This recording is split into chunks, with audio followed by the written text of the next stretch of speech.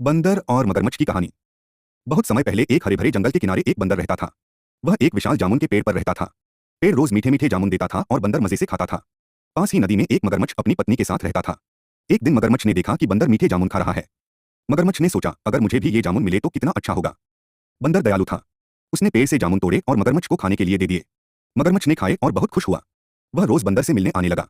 दोनों में अच्छी दोस्ती हो गई। लेकिन मगरमच्छ की पत्नी चालाक और लालची थी। उसने मगरमच्छ से कहा, ये जामुन तो बहुत स्वादिष्ट हैं।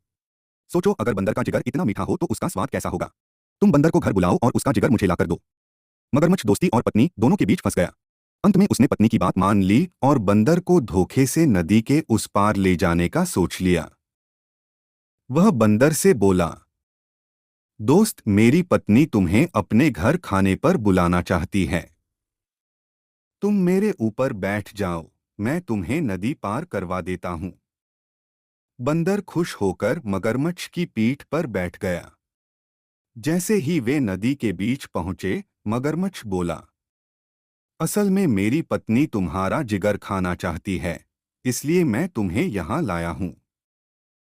बंदर चौंक गया, लेकिन बहुत समझदार था। उसने तुरंत कहा, अरे मगर दोस्त, तुम पहले क्यों नहीं बोले?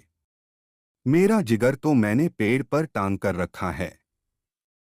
मुझे वापस पेड़ तक ले चलो, तभी मैं जिगर लेकर आऊंगा।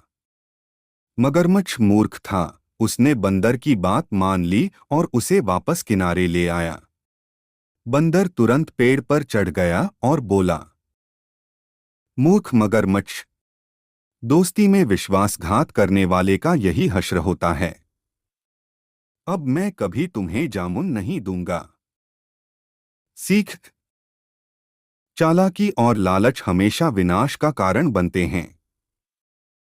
सच्ची दोस्ती विश्वास पर टिकती है, धोखे पर नहीं। मुश्किल हालात में समझदारी और दिमाग से काम लेना चाहिए। दोस्तों, अगर आपको ये कहानी अच्छी लगी हो तो कृपया चैनल को सब्सक्राइब करें, वीडियो को लाइक और शेयर करें। आपका छोटा सा सहयोग हमें और भी प्रेरणादायक कहानियां लाने की ताकत देता है।